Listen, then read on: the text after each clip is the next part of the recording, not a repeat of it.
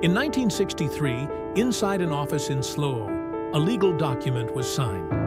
The word radio was permanently struck from the name of McMichael Radio Limited. Overnight, the high street lost a guarantee. The accredited dealers lost their prestige. The heavy, polished cabinets bearing the McMichael badge quietly vanished from the shop windows. The paradox is that 3 decades earlier, this same name had meant precisely the opposite. It was the King's Radio. It was the luxury portable carried by King George V. It was the absolute standard of British wireless engineering, trusted to pull a BBC signal out of the air on a speeding express train. But the real story of McMichael is not merely a corporate name change. It is the story of a company that built a British empire on absolute reliability, only to discover that the market had changed the rules. It did not collapse because its radios failed to tune. It disappeared because the British High Street learned to punish a wireless set that was built too well. Every week, we tell the stories of British radios, high street shops, and listening habits that once shaped how Britain heard voices, music, and memory, and what happened when the market moved on. Subscribe if that history matters to you. The story begins not with nostalgia, but with a specific place, in Hampstead, in 1920. In 1920, the British wireless experience was an isolating affair. It was a cold world of heavy headphones, glowing filaments, and men sitting in damp sheds trying to pull faint Morse code from the static. Hubert Leslie McMichael, a former Royal Flying Corps wireless instructor, understood the mechanical magic of this invisible world, but he also understood its severe commercial limits. Operating from a small premises in West Hampstead, London, he began his civilian career by selling surplus military wireless equipment left over from the First World War.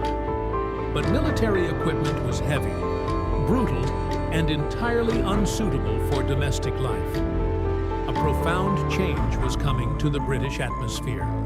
The British Broadcasting Company was preparing to launch. Voices, music, and daily news would soon be transmitted across the country, eventually establishing a legendary broadcasting base at Savoy Hill in London. The signal was about to become public, but the British public lacked the physical means to hear it. A family sitting in a terraced house or a suburban villa did not want a tangle of exposed wires, leaking batteries, and raw metal in their sitting room. They wanted furniture. They wanted a guarantee that if they spent their hard-earned wages, the voices from London would arrive clearly, safely, and reliably. This was the British absence. The market lacked a machine that was both an instrument of precise scientific reception and an object of domestic respectability.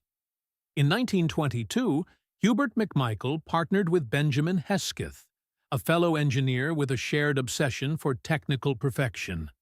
Together, they moved out of their cramped London confines and established a dedicated manufacturing base at Wexham Road in Slough, Berkshire. They called their enterprise McMichael Radio, though their earliest products bore the initials MH, a quiet tribute to both founders. They did not start with a massive automated assembly line. The Wexham Road factory began with a modest workforce of just a few dozen skilled hands: cabinet makers, wiremen, and radio engineers. They were not building disposable commodities. They were building the MHBR, the McMichael Hesketh Broadcast Receiver. The MHBR was a valve radio, a radio that uses glass electronic valves to amplify and process signals before the transistor era. It was housed in a heavy, polished mahogany cabinet. The front panel was made of pure ebonite, drilled and engraved with absolute, uncompromising precision. The tuning dials turned with the weighted resistance of a bank vault.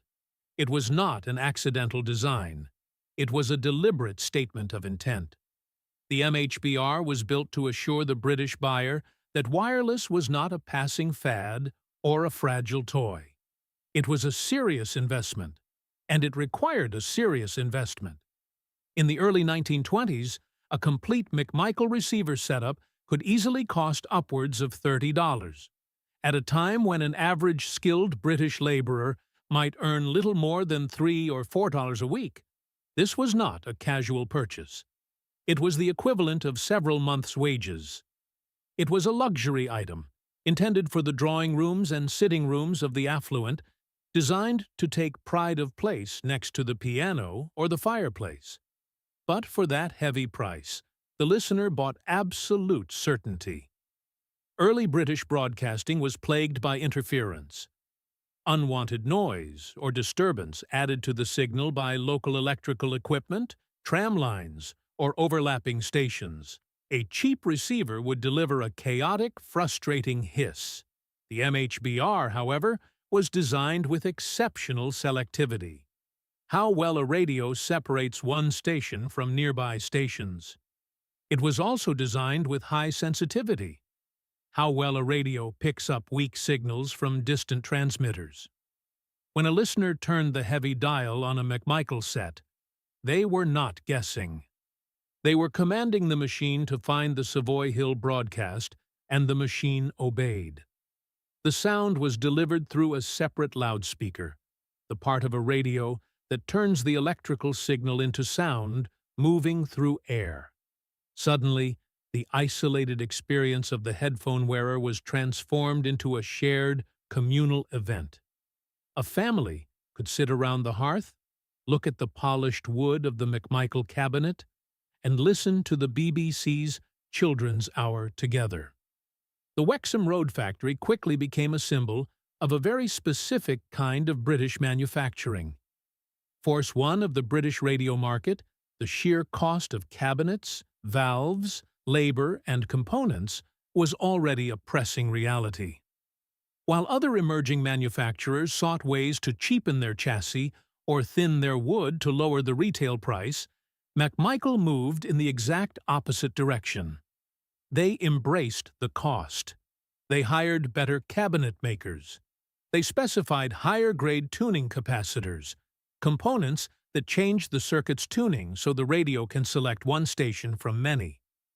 They tested every single chassis before it left Slough. If a dial was stiff, if a valve socket was loose, if the tone was even slightly distorted, the set did not pass. This obsessive commitment to quality began to attract fierce loyalty. Early radio magazines and wireless hobbyists, who usually looked down on factory-built sets in favor of their own homebrew creations, had to admit that the McMichael receivers were built to a standard they could rarely match. High street dealers, desperate to avoid the angry returns of customers who had bought cheap, unreliable sets, began to see the McMichael badge as a commercial shield.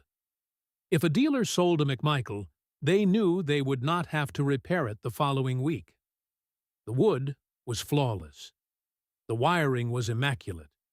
The reception was guaranteed. By the mid-1920s, the foundation was securely laid. Hubert McMichael and Benjamin Hesketh had proven that there was a market in Britain for a wireless set built entirely without compromise. They had successfully navigated the birth of the BBC and placed their heavy, beautiful cabinets into the homes of those who could afford them. But a boutique manufacturer of expensive mahogany boxes is not an empire. To truly dominate the British market, and to make the McMichael name synonymous with the absolute peak of British radio engineering, they needed to prove their technology could survive outside the safety of the sitting room. They needed to prove it to the entire country. And to do that, they would have to put a wireless set on a speeding train. In the summer of 1927, the Flying Scotsman thundered north from London towards Edinburgh at 60 miles per hour.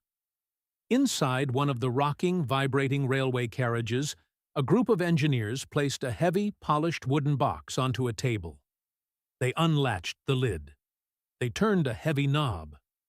Instantly, the carriage was filled with the clear, unshakable sound of a BBC broadcast from the Daventry transmitter. There was no external wire strung along the train roof. There was no earth connection driven into the ground. There was only the box, the valves inside it, and the invisible signal passing through the thick steel walls of the carriage. In the late 1920s, pulling a clean radio signal out of the air while traveling at high speed was considered a borderline miracle. You could not fake reception on a moving express train. This was the McMichael Portable 5. It was the machine that took a respected Slough factory and turned it into a national British wireless empire. To understand the impact of the Portable 5, you must understand what mobility meant in this era. The machine was a portable radio. A radio designed to be moved from room to room or taken outdoors. But, to a modern eye, it did not look portable at all. It weighed over 30 pounds. It was housed in an immaculate, heavy oak or walnut cabinet, the wooden body that holds the radio's components and shapes its appearance. It featured a thick leather carrying handle that required real physical effort to lift. But for the first time, a British listener was not tethered to the wall of their sitting room. The secret to this freedom was housed entirely within the heavy wooden box. Inside the lid, McMichael had wound an internal frame. Aerial, a coiled length of wire that receives radio waves from the air. Before this, most British listeners had to string long, ugly lengths of copper wire across their gardens or high above their roofs just to catch a faint voice from London. The Portable 5 hid the aerial away. Deeper inside the cabinet sat the real engineering triumph, the McMichael Dimmick coil. This was an interchangeable precision-wound copper component that allowed the user to physically plug in different ranges to select specific broadcast bands, from medium wave, a broadcast band historically used for many domestic radio services, to lower frequencies. The Dimmick coil gave the set terrifyingly good selectivity. How well a radio separates one station from nearby stations. It ensured that the listener heard the BBC Home Service and absolutely nothing else. The audio was driven through an integrated cone, teat loudspeaker, the part of a radio that turns the electrical signal into sound moving through air. And the power came from internal glass valves, electronic devices used to control and amplify signals before the transistor era. These valves glowed with a dull, hot orange light behind the immaculate ebonite control panel. It was a masterpiece of British engineering, and it was brutally expensive. At a time when an ordinary British worker might earn a few pounds a week, the McMichael Portable 5 cost 30 guineas. It was the price of a small motor car. It was an object of absolute, unapologetic luxury. Yet, Hubert McMichael and Benjamin Hesketh knew that their target audience did not care about the price. They cared about the guarantee. If a wealthy family bought a Portable 5 for their country estate, or to take on a summer picnic, it had to work flawlessly.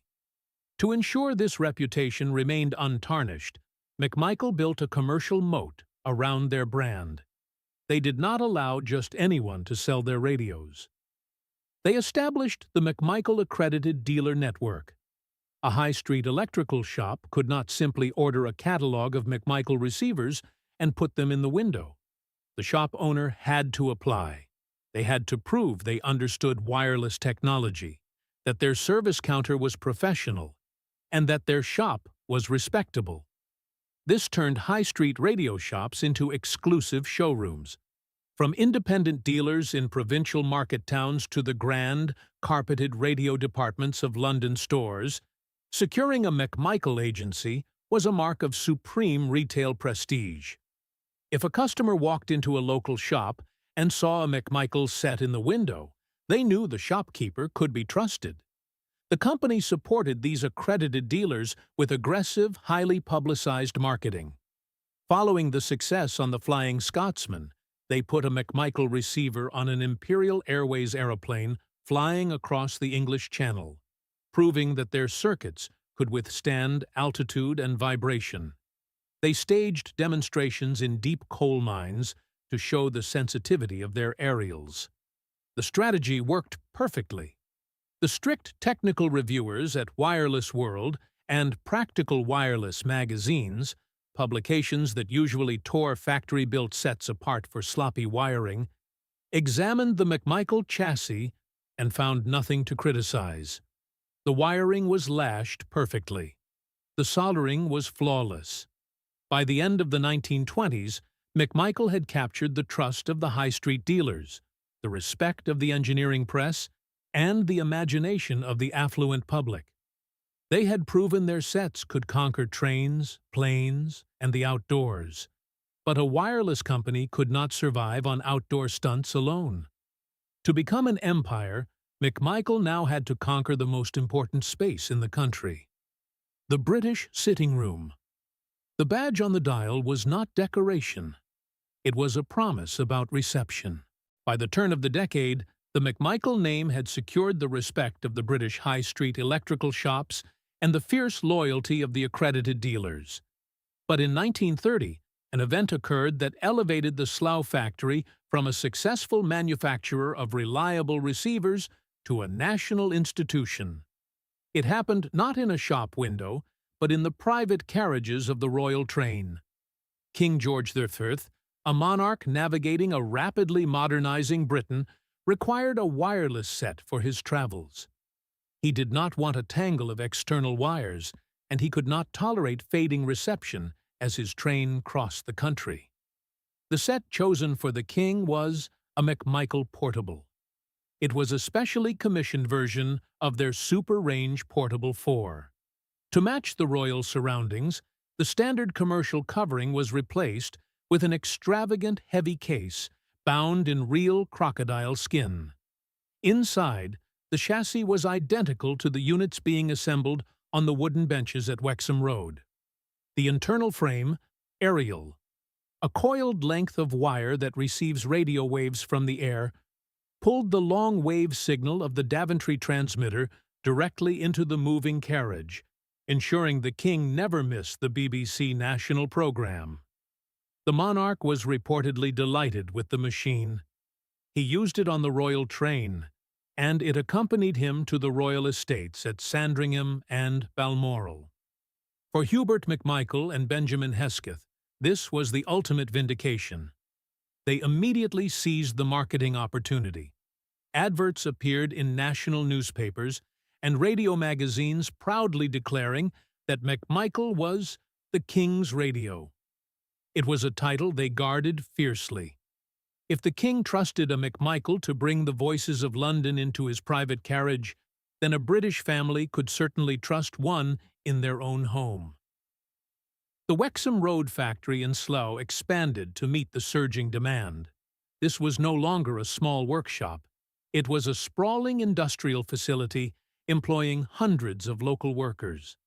Men in heavy aprons operated the stamping presses, while women with exceptionally steady hands wired the complex superheterodyne circuits. Every single valve, a glass electronic device used to control and amplify signals, was tested. Every tuning capacitor, a component that changes the circuit's tuning so the radio can select one station from many, was aligned by ear and by meter before the chassis was allowed to leave the building. McMichael was not just selling a product. They were building an exclusive British community. To connect the sprawling network of high-street shops with the factory, the company published an in-house magazine called the McMichael Messenger. The Messenger was sent to every accredited dealer in the country. It was filled with photographs of immaculate shop window displays in places like Oxford, Manchester, and Glasgow. It featured technical advice for service engineers, sales tips for shop floor staff, and constant reminders of the brand's elite status. It created a powerful psychological bond. If a shopkeeper in a rainy Yorkshire town sold a McMichael set, the Messenger made him feel as though he was part of a grand national crusade for audio perfection. The dealers reciprocated this loyalty. In an era when a high-street shop might stock cheaper sets from aggressive competitors, the heavy McMichael cabinets, the wooden bodies that hold the radio's components and shape its appearance, were always placed in the most prominent window position. They were the sets a dealer would confidently recommend to the local doctor, the bank manager, or the wealthy farmer, knowing the service counter would never see the machine returned for repairs. The Royal Association and the ironclad trust of the high street dealers gave McMichael an aura of invincibility. They had conquered the portable market with a machine that defied the limitations of travel. But Hubert McMichael knew that true volume and true domestic dominance lay in the heavy, permanent furniture of the British home. To truly conquer the 1930s sitting room, they needed a machine that was not designed to move at all. By 1935, the British sitting room had become the most fiercely contested battleground in consumer electronics. The portable sets had proven the company's engineering brilliance, but a battery set was fundamentally a temporary companion. To truly dominate domestic life, McMichael had to plug directly into the architecture of the home. They did this through the mains radio, a receiver powered directly by the household electrical grid, freeing the listener from the constant expense and unreliability of heavy, leaking batteries. And their definitive answer to the domestic market was the McMichael 135 twin-speaker console. This was not a radio that sat quietly on a shelf. It was a commanding physical presence. Standing nearly a yard high, the cabinet was crafted from deeply polished, matched walnut veneers. The central tuning dial, the glass scale that shows which station or frequency the radio is tuned to, was a large, illuminated airplane-style display that glowed with a warm amber light in a darkened room. Behind the heavy wooden grille, the opening through which sound leaves the radio cabinet, sat not one, but two moving coil loudspeakers. At a time when most high-street manufacturers were cutting costs by using a single cheap driver, McMichael engineered the 135 console to deliver a richness of tone that could fill the largest drawing room without a hint of distortion. In the mid-1930s, a McMichael console was not merely a machine for catching a radio signal. It was a monumental piece of furniture that confirmed the status, stability, and respectability of a British family. Priced at around 15 to 17 guineas, it remained a premium object, yet it was just within reach of the expanding British middle class, often purchased through strict hire purchase agreements from the accredited dealers. When a delivery man carefully carried a McMichael 135 through the front door and positioned it against the sitting room wall, the household fundamentally changed.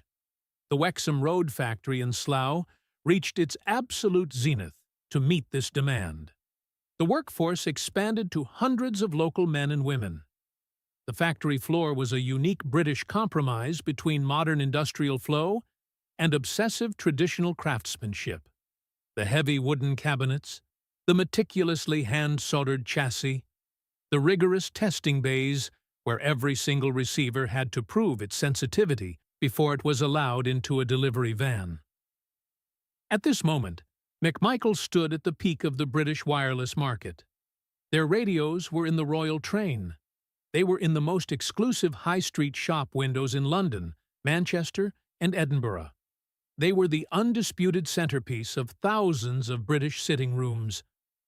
Picture a winter evening in 1936. The family gathers around the hearth. The heavy bakelite knob clicks on. The glass valves warm up, casting a faint orange glow inside the wooden cabinet. The twin speakers push the pristine, unshakable voice of a BBC announcer into the room. It felt as though the Slough factory had conquered the airwaves forever. They had built an empire on the assumption that Britain would always reward absolute quality. They assumed that a heavy cabinet, a flawless circuit, and a premium price tag would always have a place on the high street. They were building radios for an era of permanence, but the British market was quietly preparing for an era of mass production, cheap materials, and ruthless consolidation. When the Second World War broke out, the British domestic radio market effectively ceased to exist. The sprawling Wexham Road factory in Slough was immediately requisitioned for the war effort. The cabinet makers, wiremen, and engineers who had spent the 1930s crafting luxury mahogany consoles were reassigned to build heavy military communications equipment, radar components, and vital signaling gear for the armed forces. For 6 years, the McMichael name was not seen in the high street shop windows. It was seen on the metal data plates of military receivers in bomber aircraft and naval vessels. The factory performed magnificently, expanding its technical capabilities and proving, once again, the absolute reliability of its engineering. When the war ended, the board of directors at McMichael assumed they could simply pick up exactly where they had left off in 1939. In 1947, the British radio industry gathered for Radiolympia, the grand national exhibition in London, where manufacturers unveiled their new post-war models to a public starved of domestic luxuries. The McMichael stand was predictably impressive. They presented a line of beautifully crafted, heavy wooden table radios designed to sit on furniture rather than be carried in a pocket. They displayed complex multi-waveband chassis. They operated under the assumption that the British public still wanted large, imposing pieces of engineering architecture for their sitting rooms. But the world outside the exhibition hall had fundamentally changed. The British economy was crippled by war debt. Austerity and strict rationing were in full force. More importantly, the government had introduced a punishing purchase tax on domestic electronics. A luxury radio that might have been expensive but attainable in 1935 was now financially completely out of reach for the average family. This was the brutal arrival of the first structural market force that would break the company. Force 1. British Cabinet. Valve, component, labor and manufacturing costs. Before the war, Hubert McMichael's insistence on handcrafting every element of the receiver was a mark of prestige. In the post-war economy, it was a commercial death sentence. British radios required cabinets, wood, valves, the glass electronic devices used to control and amplify signals, transformers, loudspeakers, tuning dials, and highly skilled labor. As material costs soared and domestic manufacturing became vastly more expensive, the Wexham Road factory found itself trapped by its own standards. A hand-soldered McMichael chassis, the metal framework that holds the working electronic components of the radio, took hours of meticulous labor to assemble. The heavy walnut cabinets required skilled polishers and joiners. Meanwhile, their competitors were aggressively adapting to the new reality.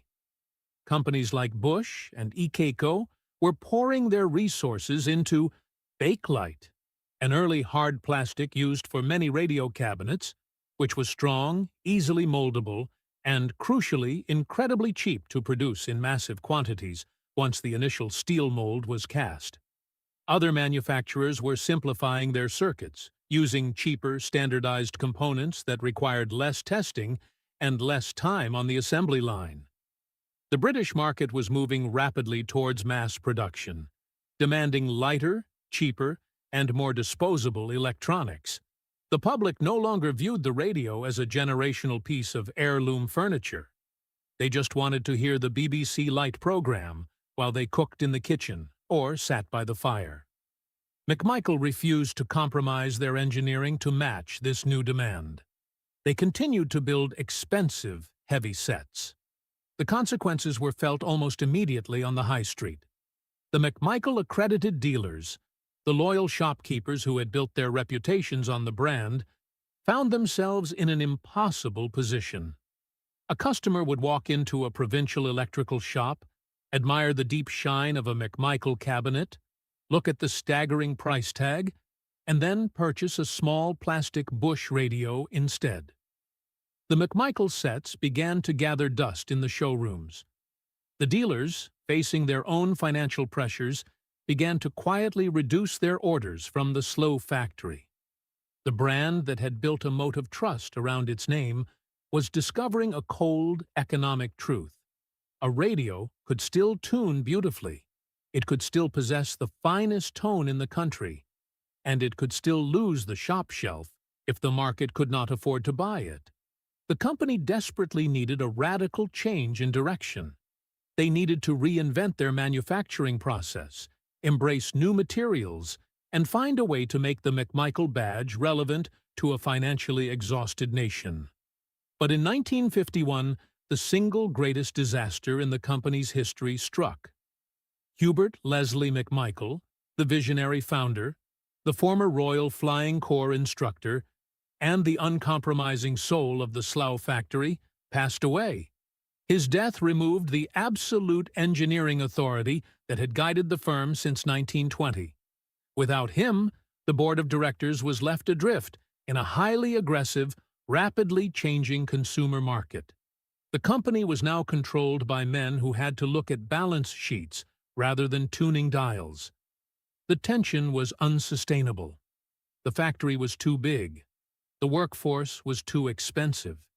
The radios were entirely out of step with the modern British high street.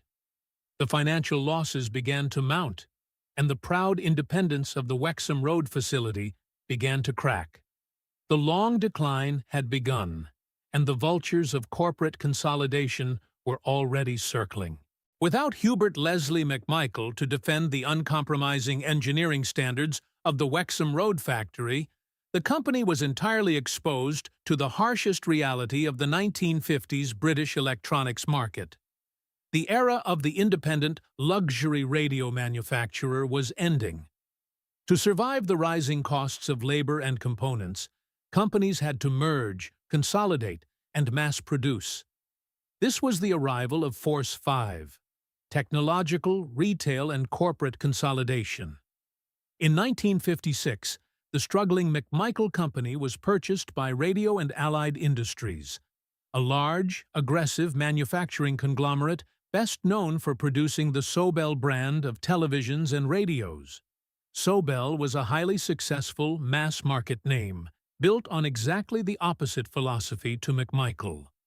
They did not build heavy mahogany consoles for the elite. They built affordable, good-enough electronics for the working-class high street, relying on sheer volume to turn a profit. When the acquisition was announced, the British public and the loyal network of McMichael accredited dealers were assured that the prestigious name would continue unchanged. But the market rarely protects a reputation when there is money to be saved. Almost immediately, the new owners initiated a devastating process of brand dilution. The weakening of a brand, when its name appears on products that no longer match the original identity. The heavy, handcrafted wooden cabinets, the bodies that hold the radio's components and shape its appearance, were quietly phased out. The meticulous, hand-soldered chassis, the metal framework that holds the working electronic components, was abandoned. Instead, the factory began to utilize cheaper, mass-produced printed circuit boards. Boards carrying electronic components and copper tracks that connect them, replacing the expensive human labor of point-to-point wiring. Soon, a new line of radios appeared in the British high street shop windows, bearing the famous McMichael badge. But they were not McMichael radios.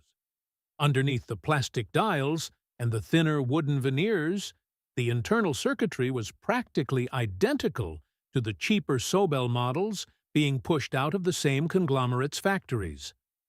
The illusion did not last long. The high street dealers, who had spent decades telling their customers that a McMichael set would never fail, suddenly found themselves dealing with returns, broken tuning dials, the scales that show which station the radio is tuned to, and faulty valves, the glass electronic devices used to control and amplify the signal. The absolute trust that had once placed the brand on the royal train evaporated. A customer could now walk into an electrical shop in Manchester or Bristol, look at a McMichael radio, look at a cheaper Sobel radio sitting next to it, and realize they were looking at the exact same machine with a different sticker. The premium price tag could no longer be justified. The prestige was gone. By the late 1950s, the McMichael name on a domestic radio had been hollowed out. It was a ghost ship sailing on the reputation of the 1930s. Then, in 1961, the final structural blow was struck.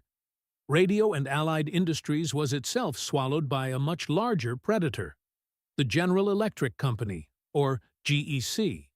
GEC was a colossal British industrial titan. When their executives examined the assets they had just acquired, they looked closely at the McMichael portfolio. They saw two distinct companies operating under one roof.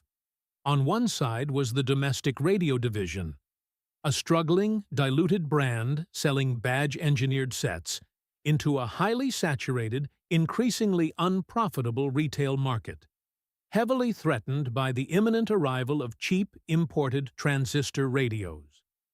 Portable sets that used small semiconductor devices instead of valves. On the other side was the McMichael Military and Industrial Electronics Division, the direct descendant of the brilliant wartime engineers who had built radar and communications equipment at Slough. This division was highly advanced, highly profitable, and held lucrative government contracts. GEC's decision was entirely logical and completely ruthless. They kept the military and industrial contracts. They had absolutely no use for the domestic radio brand. GEC already had its own consumer brands, and they did not need a hollowed-out McMichael badge competing against them on the high street. The production of domestic McMichael radios was quietly, permanently halted. No grand announcements were made to the public. The remaining stock was sold off at a discount. The famous McMichael Messenger magazine was a distant memory. The final British chapter was written in boardrooms and legal offices, far away from the sitting rooms where the brand had once reigned. In 1963, the paperwork was filed. The corporate entity was restructured. The military contracts remained. But the domestic market was abandoned. The dealer network collapsed. The shop windows emptied. The heavy wooden sets fell silent. The famous badge was retired. The word radio was struck out. The high street forgot the name. After the legal paperwork was finalized in 1963, the McMichael domestic brand was never successfully resurrected. Unlike other famous British wireless names like Roberts or Bush, which survived as heritage brands or were eventually licensed to modern manufacturers to place on retro-styled DAB radios and Bluetooth speakers, the McMichael badge was simply allowed to die in the consumer space. GEC, the colossal corporate parent, had absolutely no interest in high street nostalgia. The name was permanently erased from the British retail landscape. But there is a profound, almost absurd footnote to this collapse. While the heavy wooden cabinets were being cleared out of provincial electrical shops at discount prices, the engineers who had originated from the Slough factory were working on something entirely different. The McMichael name did not disappear from British engineering. It only disappeared from the British sitting room. In 1962, Britain launched Ariel 1, also known as UK-1, the very first British satellite to reach orbit. Inside that satellite, operating in the freezing, hostile vacuum of space, were complex cosmic ray analyzers and intricate telemetry electronics, designed and built entirely by the McMichael division. The historical irony is staggering.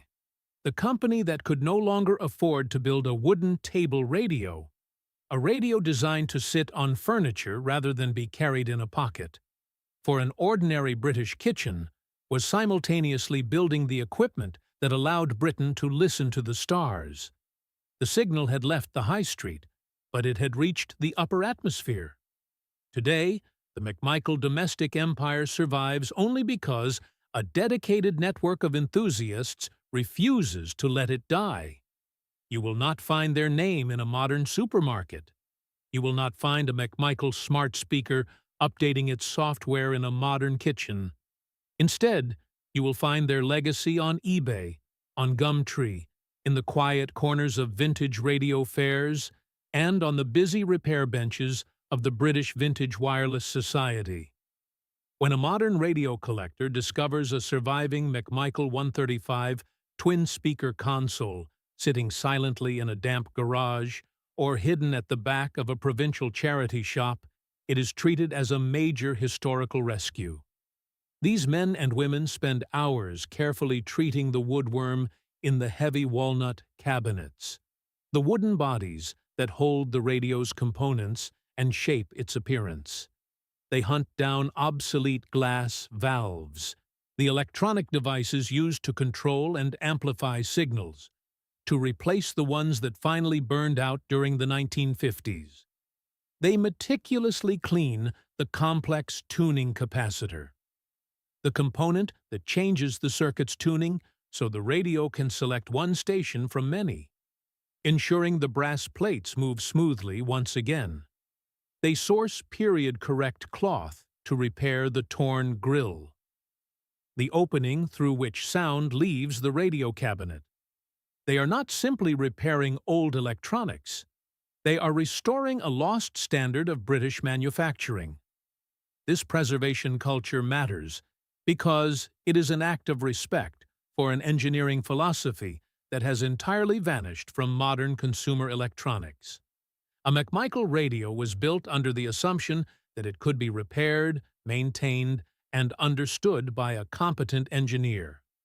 When a restorer painstakingly replaces a leaking capacitor, a component that stores and releases electrical energy in a circuit, they are reviving a machine that was originally designed to last a lifetime. Today, when a modern smart speaker loses its internet connection, or its software is no longer supported by the parent company, it becomes a useless piece of plastic destined for the landfill. A McMichael receiver from the 1930s, by contrast, only asks for a basic electrical current and a hand to turn the dial. If you repair the circuit, the machine will still faithfully pull a broadcast signal from the air, exactly as it was built to do almost a century ago. But if you travel to Wexham Road in Slough today, seeking the physical origins of this quality, you will find almost nothing. The grand factory that once proudly built the King's radio is gone.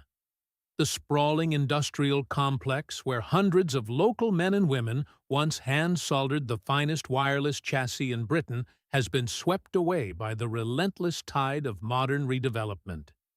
The area is now occupied by anonymous retail parks, modern office blocks, and the sprawling logistics infrastructure of a town that has entirely moved on. There is no blue plaque to mark the spot where the Portable 5 was conceived.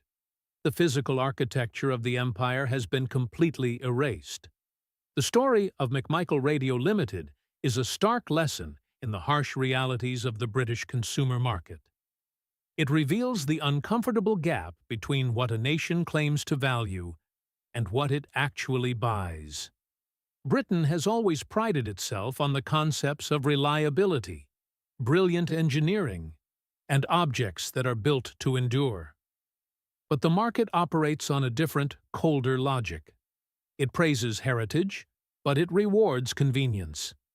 It admires absolute quality, but it opens its wallet for the cheap, the mass-produced, and the easily disposable.